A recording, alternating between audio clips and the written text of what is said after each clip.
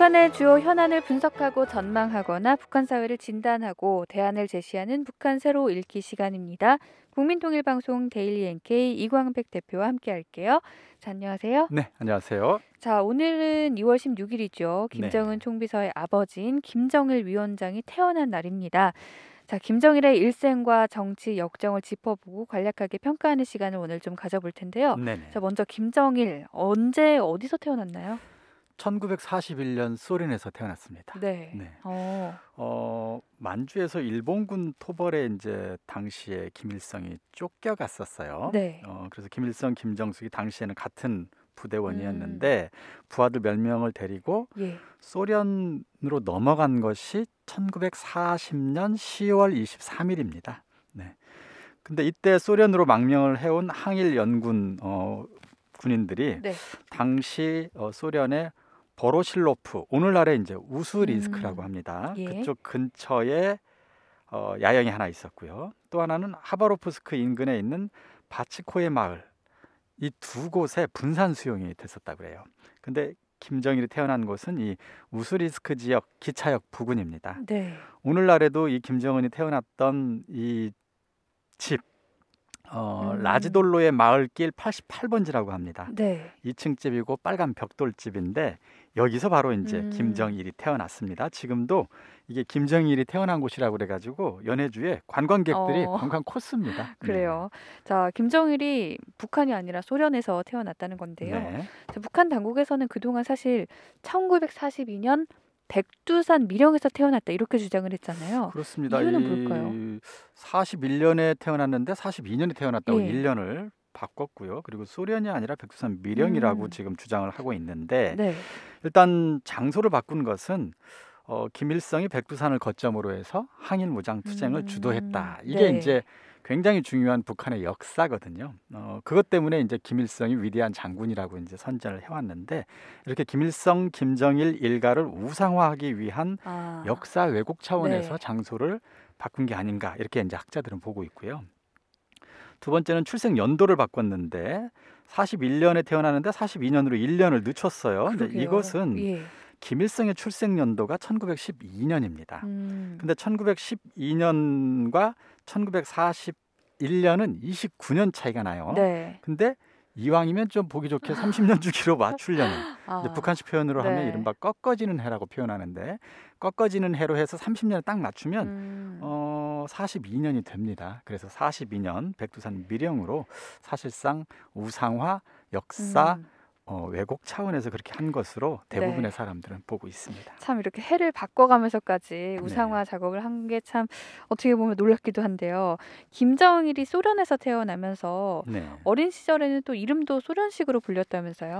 네, 김정일의 소련식 이름은 유리 지체노비치 진이었던 것으로 그렇게 알려지고 있는데요. 1945년 해방이 되면서 부모를 따라 북으로 돌아온 후에도 한동안 이 소련식 이름 유라라는 이름을 그대로 씁니다. 그래서 네. 김유라 이렇게 이름을 불렀었는데 이후에 러시아식 이름을 버리고 김정일이라고 해서 이름을 이제 바꾸게 돼요. 예. 근데 이때 김정일은 발을정자에 한일자를 썼었습니다.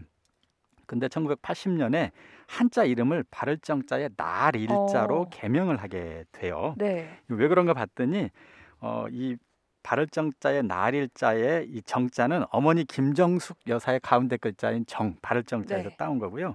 그다음에 일자, 날일자는 아버지 김일성의 가운데 글자인 날일자. 이 두 개를 합쳐가지고 이름을 발을정자의 날일자로 네. 김정일이라고 개명을 1980년에 하게 됩니다. 그렇군요. 어머니 아버지 이름 한자씩 나란히 따서 네네. 개명을 했는데 자, 사실 김정일은 최고 지도자의 아들이었지 않습니까? 네네. 교육을 굉장히 특별하게 받았을 것 같기도 한데 어떤 교육 글쎄요, 받았나요? 1948년에는 그냥 평양 시내에 네. 있는 남산 소학교 인민반에 입학을 해서 졸업을 했고요.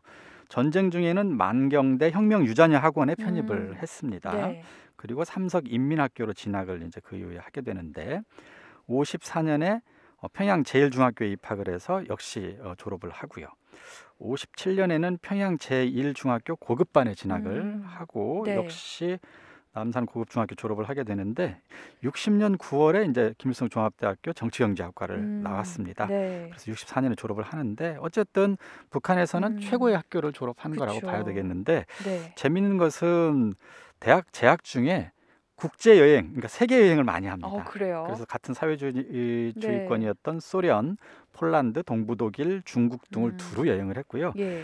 비공식적으로는 미국하고 프랑스, 자본주의 국가도 여행을 했습니다. 그러네요. 네. 뭐 대학생들이라면 유럽 여행 한 번쯤 꿈꾸는데 북한에서는 그게 안 되잖아요. 그래도 네네. 김정일만은 또 여행을 했던 그렇습니다. 그런 역사가 있네요. 자, 김정일도 아버지 김일성으로부터 권력을 세습받은 지도자라고 할 수가 있겠죠? 그렇습니다. 조선노동당 활동을 일찍부터 하게 되는데 네. 당에 입당하는 것이 61년인데 64년에 조직지도부 지도원이 됩니다. 3년 만에. 예. 그리고 그로부터 또 5년 후 69년에 조직지도부 부부장, 선전선동부 부장을 하게 됩니다. 이때가 네. 29살이니까 당의 핵심 집행부의 장을 네. 하게 되는 거예요. 29살 나이에. 어린 나이에. 그렇습니다. 그쵸? 예. 그리고 그 이후에 중앙당 문화예술부장, 조직 및 선전 비서까지 거치고 정치위원회 위원을 지냈고요. 73년이 되면 조직 및 선전 담당 비서가 됩니다. 그러니까 네. 최고 직책이죠. 그리고 74년에 당 중앙위원회 정치국 위원으로까지 승승장구하게 되는데 네.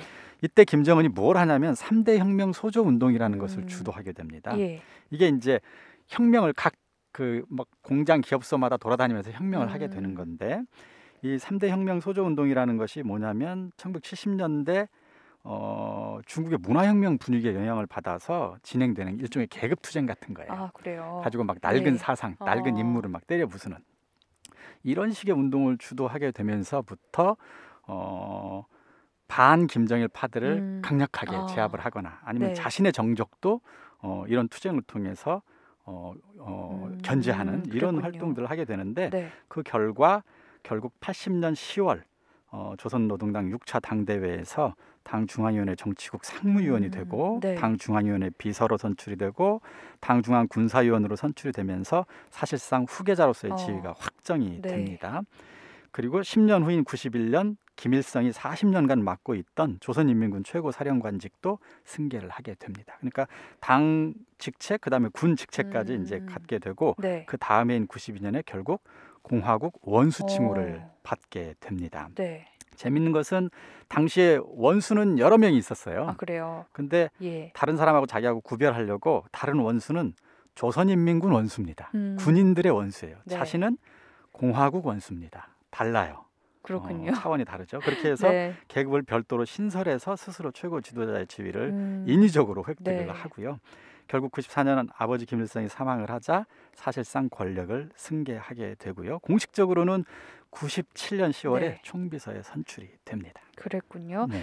자, 94년 김일성 사망했을 때 막 뉴스에 떠들썩하던 게 아직도 기억이 나는데 이렇게 네. 해서 또 최고 지도자 역할을 수행을 하게 됩니다.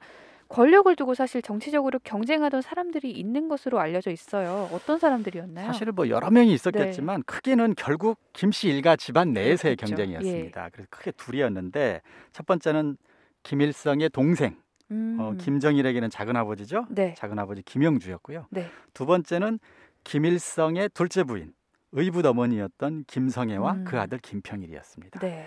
그래서 1970년부터 작은아버지 김영주를 사실상 실각시키고 정치적으로 역할을 할 수 없도록 그랬군요. 그렇게 했고요. 예. 1990년대 이후로는 김영주는 공식 행사에서 아예 보이지도 않습니다.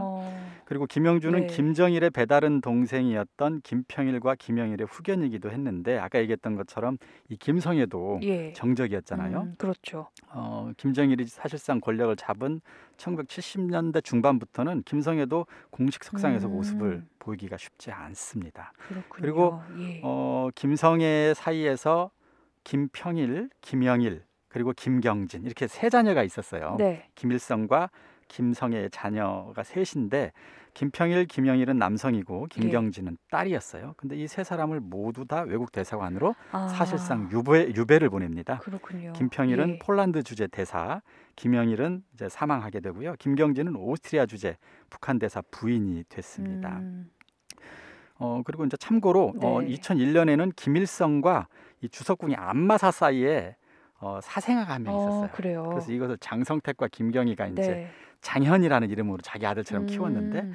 이 사람을 전격 처형했다는 설도 있기는 합니다. 이제 아, 그만큼 네. 정치적 경쟁자에 대해서는 아주 철저하고 잔인하게 그렇게 숙청을 했다고 봐야 될 것 같습니다. 어떻게 보면 가족인데 참 네. 냉혹한 현실이네요. 그렇습니다. 자, 김정일의 부인이 있었잖아요. 네. 어떤 사람이고 또 자녀는 얼마나 뒀는지도 궁금하네요. 일단 많은 사람들이 특히 북한에 계신 분들도 이건 알고 예. 계실 수 있는데 영화 배우 출신이었던 성혜림.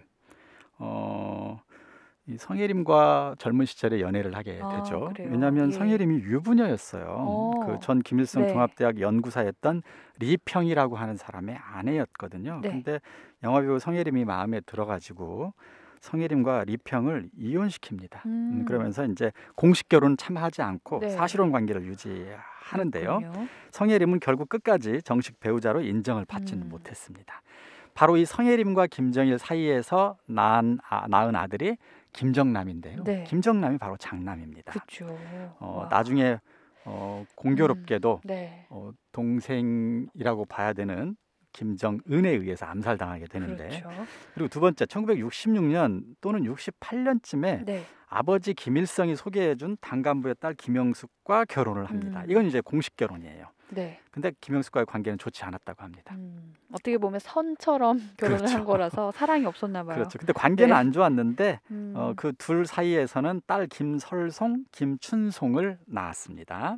그리고 또 그 뒤로는 제1교포 무용수 출신인 고용이와의 사이에서 아들 김정철, 김정은 그리고 딸 김여정을 두었는데요. 네. 바로 이 사람 두 번째 아들인 김정은이 지금 오늘날 최고 지도자죠. 그러니까 네. 김정은에게 결국 권력을 승계 물려줍니다. 그렇게 된 거군요. 그리고 또 한때 예. 비서 출신이자 내연녀였던 김옥과의 관계도 알려져 있습니다. 네. 이 김옥과 사이에서도 자녀가 있다는 설도 있는데 자녀가 누군지는 아직 확인은 되지 않았습니다. 그러니까 네. 쭉 정리를 해보면 첫 번째 여성이었던 성혜림과는 장남 김정남을 두었고, 네. 두 번째 여성이었던 김영숙과는 김설송, 김춘송 이녀를 두었고요. 네. 그다음에 세 번째 여성이었던 고용이와는 이남 일녀 김정철, 김정은, 김여정을 둔 거죠. 그렇군요. 자, 이렇게 부인들을 좀 살펴봤고요. 자, 본격적으로 한번 성과로 넘어가 볼 텐데 김정일 정권의 성과가 있었다면 어떤 것이 있었을까요? 일단 최초로 남북 정상회담을 2000년에 하게 됩니다. 네. 그때 김정일 시대입니다. 그렇군요. 그래서 그 당시 예. 한국의 김대중 대통령과 2000년 6월 15일 날 평양에서 회담을 하게 되는데, 그 회담에서 남북 긴장을 완화하고 경제 교류를 활성화하자 이렇게 했습니다. 네. 그래서 2000년 시드니 올림픽, 2004년 아테네 올림픽에서 남북 선수단이 동시 입장하기도 했고 1998년 금강산 관광 사업도 네. 시작을 했습니다. 네. 그리고 두 번째 7.1 경제 개선 조치라고 그래가지고 국가 계획 경제하고 그다음에 그냥 지방 경제 또는 기업소 경제는 좀 독립채산제를 한번 가지고 운영해보자 이렇게 네. 해서 부분적으로 경제 개혁 조치를 하긴 했습니다. 예. 그리고 농업 개혁도 중국식 농포제를 도입하기도 했죠.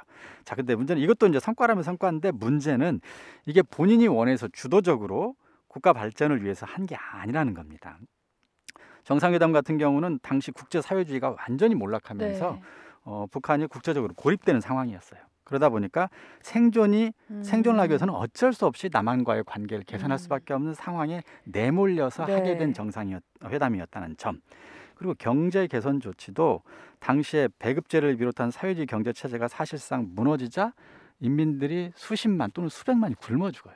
그러다 보니까 어쩔 수 없이 인민들이 먹고 살기 위해서 네. 장마당이 생겨나는데 그걸 부술 수는 없으니까, 더 굶어 죽일 수는 없으니까 어쩔 수 없이 부분적으로 경제 개혁 조치를 하게 되는 그런 것이라고 볼 수 있겠습니다. 그러니까 내가 개혁을 하겠다고 해서 한 게 아니라 어떻게 보면 상황에 좀 쫓겨서 그렇죠. 하게 된 거라고 볼 수가 있겠네요. 네. 자, 그렇다면 문제점이나 한계도 분명히 있죠. 어떤 가장 건가요? 큰 문제는 네. 역시 북한의 식량난입니다. 1993년 공산주의가 연이어 붕괴하고 네. 또 북한이 내부적으로는 사회주의 경제 체제도 무너져 버립니다. 그러니까 배급제가 사실상 중단돼 버리죠. 그래서 약 한 6, 7년간 네. 극심한 식량난 때문에 북한 주민, 이제 통계를 내는 기관마다 다 다른데 네. 어떤 기관에서는 한 30여만, 또 황장엽 선생님 같은 경우는 200에서 300만 정도가 굶어 죽은 것으로 그렇게 추정을 어마어마하네요. 하고 있어요. 네. 그러니까 아마 한국 전쟁 때도 이렇게 많은 사람이 죽지는 그러게요. 않았을 거예요. 예. 그러니까 우리 민족 최고의 비극이 바로 김정은 시대 때 음. 일어난다는 점, 이 네. 점이 문제고요. 두 번째, 핵 개발에 박차를 가합니다. 국제사회에는 우리는 핵을 포기했다. 네. 그래서 우리 원자력 발전 좀 도와달라. 아. 이렇게 해놓고 원자력 발전소 건설을 지원받으면서 몰래 핵무기 개발을 지속했던 거예요. 이것 때문에 1992년 제2차 핵 위기가 됐던 것. 그러니까 이것은 예. 결국 한반도와 세계 평화를 위협한 굉장히 중요한 문제점이라고 봐야 되겠고요. 세 번째는 이제 그것 때문에 결과적으로 국제사회의 경제 체제를 자초하게 됩니다. 이것이 네. 오늘날 북한 경제의 가장 큰 장애물 중에 하나잖아요. 이걸 그렇죠. 스스로 누가 만들었느냐? 김정은이 만들었다고 봐야 될 것 같습니다. 그리고 마지막으로 자신이 세습받은 권력, 네. 자신도 아버지한테 권력 세습받았는데 그 권력을 또다시 아들에게 물려줬습니다. 그래서 북한은 전 세계에서 유례를 찾아보기 힘든 3대 세습 국가가 됐습니다. 이것도 가장 반민주적인 정책이라고 봐야 될 것 같습니다. 네, 이렇게 수많은 과오를 남기고 어쩌면 결국 김정일은 사망을 하게 되는데요. 결국엔 아버지처럼 심장 질환으로 사망을 하죠. 맞습니다. 2011년 12월 17일 네. 8시 30분에 희천발전소 현지지도 열차에서 음. 과로로 인한 급성 심근경색, 심장 쇼크로 71살이네요. 네. 71살의 나이로 결국 사망하게 되는데요. 사망 사실은 2일 동안 극비에 붙였지만 12월 19일 날 정오에 조선중앙방송 리춘희 아나운서를 통해서 사망 사실이 공식 발표가 되고요. 시신은 금수산 태양궁전에 안치가 됐습니다. 네. 오늘 북한 새로 읽기 시간에는 오늘 생일을 맞은 김정일의 일생 간략하게 짚어봤습니다. 자, 김정은 때 이르러서도 이 아버지 때의 과오들이 계속해서 어떻게 보면 영향을 미치고 있는데요. 하루빨리 좀 이런 악습들이라고 할까요? 타파하고 새로운 북한으로 태어나기를 바라봅니다. 대표님 고맙습니다. 네, 감사합니다.